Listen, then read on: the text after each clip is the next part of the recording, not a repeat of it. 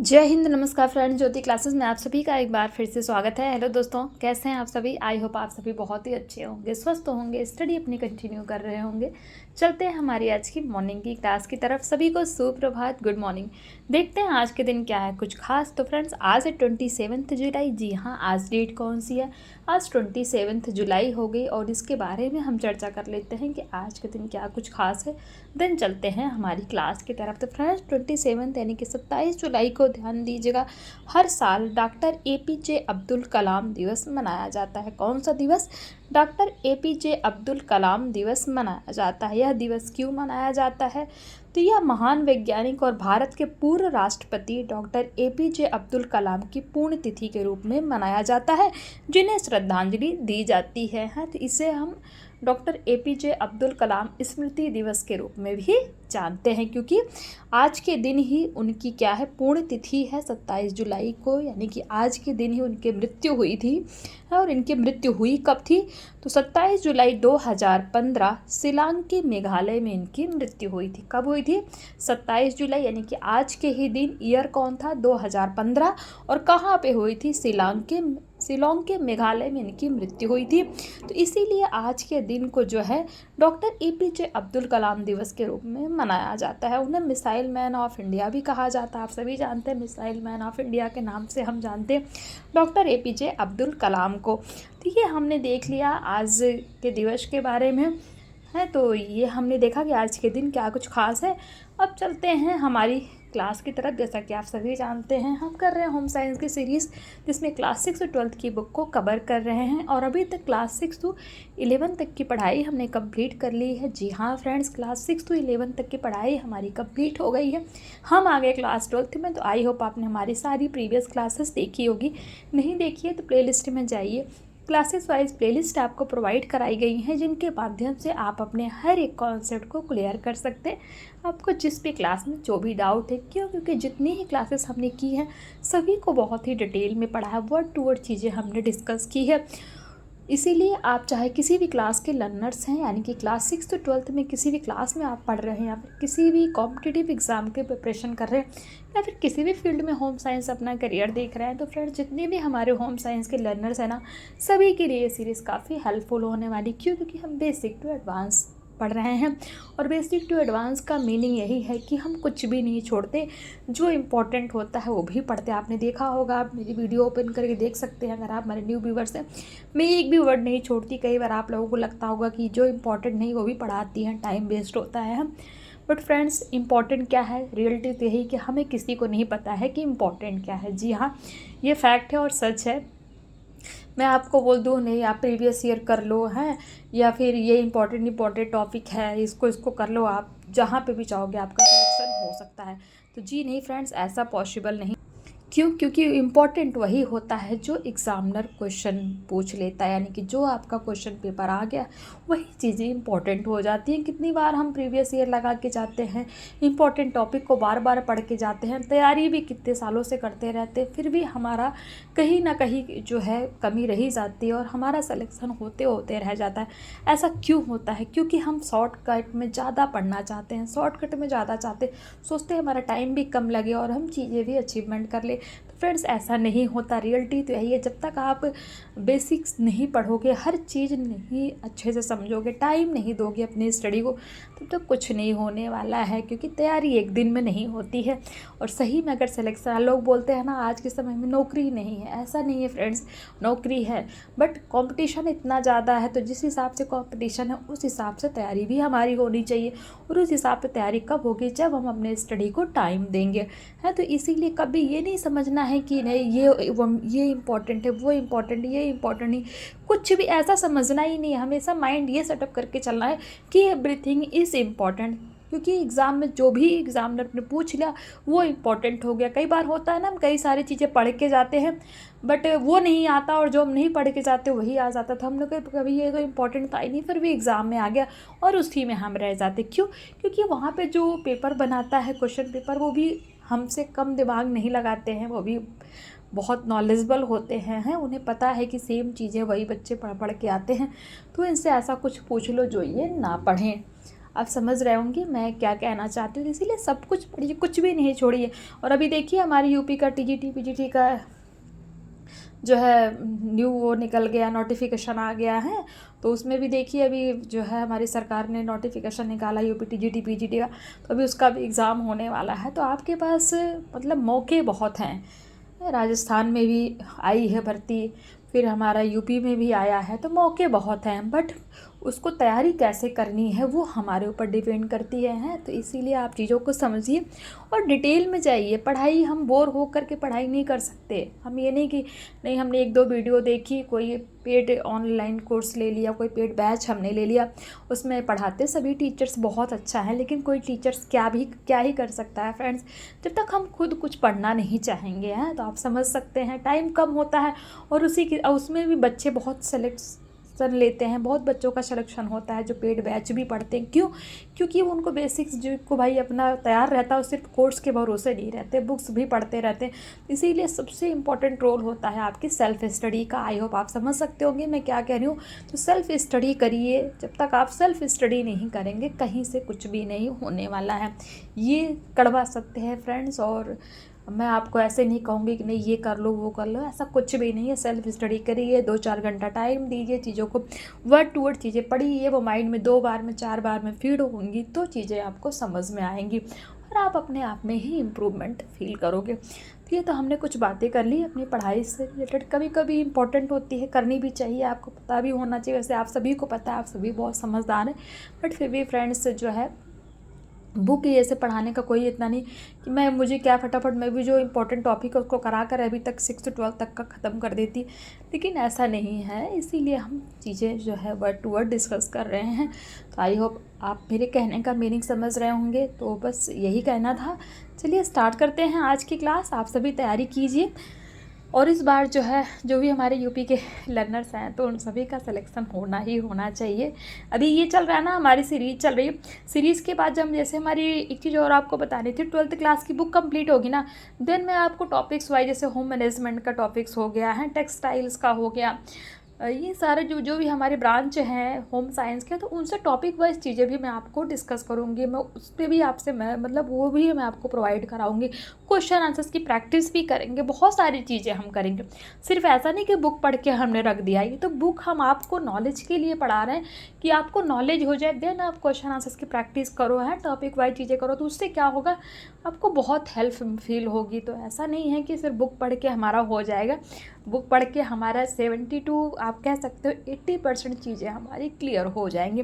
नहीं 70 to 80 तो 50 to 60% आपका आधे से ज़्यादा काम तो हो ही जाएगा अगर आपने ये 6 to 12 तक की सीरीज़ देख ली। बाकी बचा आप मान लो कि 50% 40% वो हम जब तैयारी करेंगे, टॉपिक वाइज चीज़ें डिस्कस करेंगे, क्वेश्चन आंसर्स की प्रैक्टिस करेंगे, प्रीवियस लगाएंगे, तो वो बाकी तैयारी हमारी उसमें हो जाएगी। आई होप आप समझ सकते हैं। स्टार्ट करते हैं आज की क्लास, टाइम नहीं वेस्ट करेंगे। आज की क्लास में हम करेंगे मानकीकरण चिन्ह। क्या करेंगे हम? मानकीकरण चिन्ह, यानी कि स्टैंडर्डाइज्ड मार्क क्या होते हैं उनके बारे में हम चर्चा करेंगे। बस इसको करने से पहले एक बार प्रीवियस क्लास का रिवीजन ले लेते हैं कि प्रीवियस क्लास में आखिर हमने पढ़ा क्या था। जैसा कि आप सभी जानते हैं हम कर रहे हैं उपभोक्ता शिक्षा और संरक्षण, तो जिसके अंतर्गत हमने प्रीवियस क्लास में देखे थे उपभोक्ता के अधिकार, यानी कि जो एक उपभोक्ता होता है उसका अधिकार, उसका राइट्स क्या क्या होता है। तो हमने देखा था कि उपभोक्ता संरक्षण अधिनियम 1986 के तहत 6 प्रकार के उपभोक्ता अधिकारों को स्वीकृति मिली थी। वो 6 अधिकार कौन है ये आप देख सकते हैं। फिर हमने देखे थे उपभोक्ता संरक्षण अधिनियम, क्या देखे थे? उपभोक्ता संरक्षण अधिनियम। फिर अभी कुछ समय पहले ही इसे इन्होंने बुक में दिया कि जो हमारा 1986 का जो उपभोक्ता संरक्षण अधिकार था अधिनियम, उसको संशोधित कर करके 2019 मतलब 19 को ये बना दिया। क्या 1986 का जो हमारा उपभोक्ता संरक्षण अधिनियम था वो क्या हो गया हमारा 2019 है। सब कुछ वही, बस उसमें जो थोड़ा सा क्या किया है इन्होंने अपग्रेड कर दिया इस अधिनियम को, है जहाँ सुधार की आवश्यकता थी वहाँ सुधार कर दिया। फिर उपभोक्ता संरक्षण अधिनियम के तहत मिलने वाले 6 अधिकार जो है देखे हमने, तो इन सभी को हमने डिस्कस में जो है डिटेल में हमने इनको डिस्कस किया था और कुछ क्वेश्चंस भी आपको एज अ होमवर्क के रूप में दिए थे। आई होप आपने इन क्वेश्चन को सॉल्व किया होगा, ये क्वेश्चंस आपसे इजीली सॉल्व हुए होंगे। तो ये सारी चर्चा हमारी प्रीवियस क्लास में, यानी कि स्टडी जो इवनिंग 7 बजे की क्लास थी उसमें हुई थी। आई होप आपका एक बार क्विक रिवीजन हो गया होगा। अब स्टार्ट करते हैं आज की क्लास। देखते हैं मानकीकरण चिन्ह यानी कि स्टैंडर्डाइज्ड मार्क्स क्या होते हैं।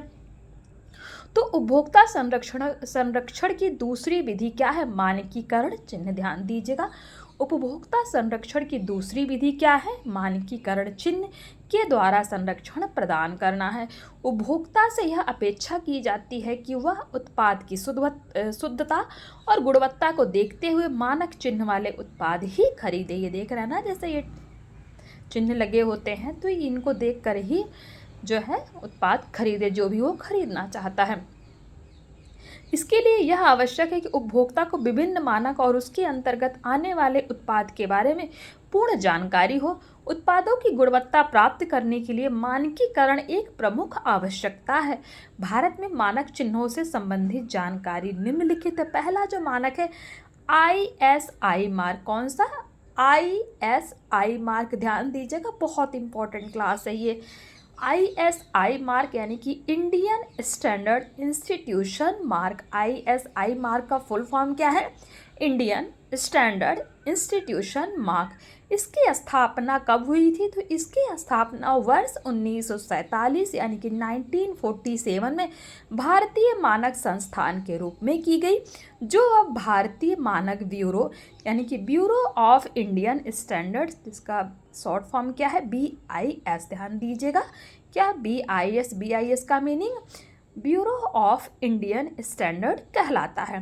भारतीय मानक ब्यूरो के द्वारा ऐसे निर्माताओं को लाइसेंस जारी किया जाता है जिनके उत्पाद उच्च गुणवत्ता वाले होते हैं तथा उनके मानकों को पूरा करते हैं, यानी कि जो उनकी रिक्वायरमेंट होती है उसको पूरा करते हैं। इसके अंतर्गत सब्जियां, फल, मांस उत्पाद, मसाले, संसाधित खाद्य पदार्थ, कैंडी, टॉफ़ी, पेय पदार्थ, साबुन, अपमार्जक, पेंट, कागज आदि सम्मिलित है। इसके अंतर्गत आने वाली विभिन्न वस्तुओं में से कुछ के लिए प्रमाणन अनिवार्य है। तो ये हमने क्या देखा? ISI मार्क आपको पता होना चाहिए। इसकी स्थापना कब हुई थी? 1947 में। और ISI मार्क का फुल फॉर्म क्या है? Indian standard institution mark. और किस पे ये मार्क लगाया जाता है तो ये आप सभी देख सकते हैं। आई होप ISI मार्क से रिलेटेड सारे ही आपके कॉन्सेप्ट्स क्लियर हो गए होंगे। दूसरा हमारा जो मार्क है, एग मार्क और फल उत्पाद आदेश। इस तरीके का दिखता है। क्या? एग मार्क और फल उत्पाद आदेश, यानी कि फूड प्रोडक्ट ऑर्डर है। ये देखिए FPO लगा हुआ ना। FPO का मीनिंग क्या है? Food, P product, O order है। तो ये मानक भारत सरकार द्वारा लागू किए गए हैं, जो विशेष रूप से खाद्य उत्पाद से ही संबंधित हैं। उपभोक्ता के लिए यह आवश्यक है कि कोई भी कृषि उत्पाद खरीदते समय एक मार्क की मोहर अवश्य देखें ताकि उत्पाद की विश्वसनीयता सुनिश्चित की जा सके। FPO meaning product order food, विभिन्न फल व सब्जी उत्पादों की गुणवत्ता, संसाधनों की सुविधाओं आदि का ध्यान रखकर एक न्यूनतम मानक का निर्धारण करता है। यह विभिन्न फल उत्पादों के लिए धातु संबंधी संदूषकों और परीक्षकों की सीमा का भी निर्धारण करता है। नंबर 3 है वूल मार्क है। यह अच्छी गुणवत्ता की ऊनी या ऊनी वस्त्रों के लिए अंतर्राष्ट्रीय ऊन सचिवालय का मानक चिन्ह है। क्या? वूल मार्क। यह इंगित करता है यानी कि दर्शाता है कि ऊन शुद्ध है और चिन्हित परिधान अन्य रेशों से नहीं बल्कि शुद्ध ऊन से बना है। देखिए इस तरीके का वूल मार्क दिखता है। चौथा है सिल्क मार्क। भारत में सिल्क के वस्त्रों के लिए सिल्क मार्क एक प्रमाणन चिन्ह है जो भारत रेशम मानक संगठन बेंगलुरु द्वारा किया जाता है। यह शुद्ध रेशम के प्रोत्साहन के लिए ब्रांड का काम करता है। क्या? Silk mark. देखिए इस तरीके से दिखता है, आपको इसका फिगर भी पता होना चाहिए। तो यह शुद्ध रेशम के प्रोत्साहन के लिए ब्रांड का काम करता है। सिल्क मार्क 100 प्राकृतिक रेशम को सुनिश्चित करता है। कितना? 100। पांचवा है हमारा हॉलमार्क है। तो हॉलमार्क आप सभी जानते हैं, ये देखिए इस तरीके का होता है। तो हॉलमार्क भारतीय मानक ब्यूरो द्वारा प्लेटिनम, सोने, चांदी, हीरे आदि बहुमूल्य धातुओं से बने आभूषणों पर लगाया जाने वाला आधिकारिक चिन्ह है। क्या? हॉलमार्क। हॉलमार्क यह प्रमाणित करता है कि बहुमूल्य धातुएं शुद्धता और उत्कृष्टता में राष्ट्रीय अंतर्राष्ट्रीय मानकों के अनुरूप है। तो यह आपने देख लिया हॉलमार्क। पांचवा है भारतीय खाद्य सुरक्षा और मानक प्राधिकरण यानी कि food safety and standards authority of India, जिसको हम शॉर्ट में क्या कहते हैं, FSSAI। आपको पता होना चाहिए FSSAI का फुल फॉर्म क्या है, फूड सेफ्टी एंड, कई बार एग्जाम्स में ऐसे शॉर्ट में दे दिया जाता है और उसका फुल फॉर्म ऑप्शन में दे दिया जाता है, तो आपको पता होना चाहिए FSSAI का मीनिंग क्या है, food safety and standards authority of India. इसकी स्थापना वर्ष 2006 में खाद्य सुरक्षा एवं मानक अधिनियम के तहत की गई। यह खाद्य पदार्थ के लिए विज्ञान आधारित मानकों को निर्धारित करने और मानव उपभोग के लिए सुरक्षित और पौष्टिक भोजन की उपलब्धता सुनिश्चित करने के लिए उसके निर्माण, भंडारण, वितरण और बिक्री को विनियमित करवाता है। कौन सा, भारतीय खाद्य सुरक्षा और मानक प्राधिकरण यानी कि food safety and standards authority of India है। तो ये आपने देख लिया। नेक्स्ट हमारा जो मार्क है क्या, इको मार्क योजना। कौन सा, इको मार्क योजना यानी कि इको मार्क स्कीम।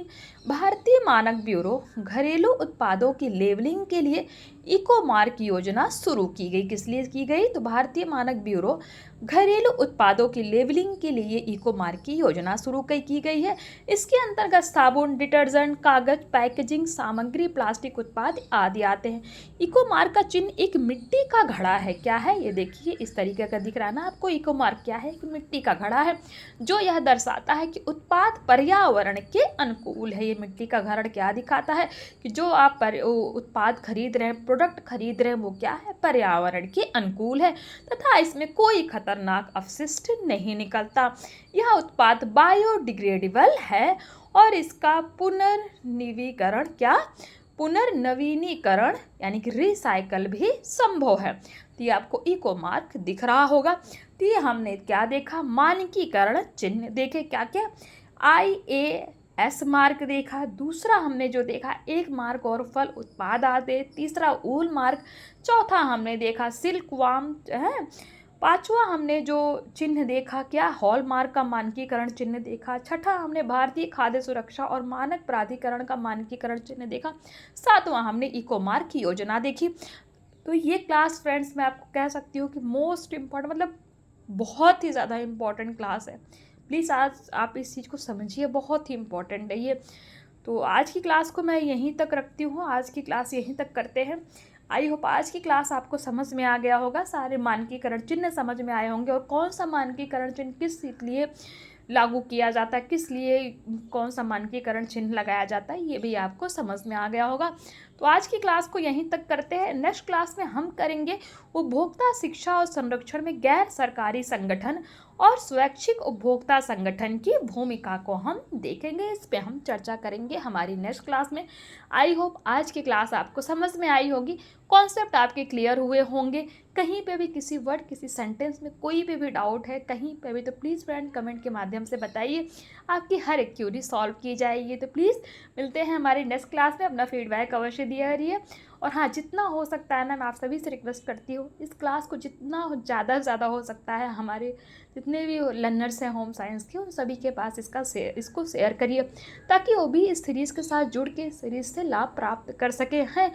उनको कोई पेड बैच खरीदने की आवश्यकता ना पड़े, अगर वो खुद सेल्फ स्टडी कर सकते हैं। ये एक छोटी सी कोशिश है और पेड बैच तो चलो अपनी बात की बात है, बट तो ये सारी चीज़ें हमने देखी आज की क्लास में। तो प्लीज़ उनके पास तक ये शेयर कीजिएगा जिससे वो भी बेसिक से अपनी पढ़ाई को स्टार्ट कर सके है। तो मिलते हैं हमारी नेक्स्ट क्लास में, तब तक के लिए जय हिंद, नमस्कार। हंसते रहिए, मुस्कुराते रहिए, एक दूसरे की हेल्प करते रहिए। धन्यवाद।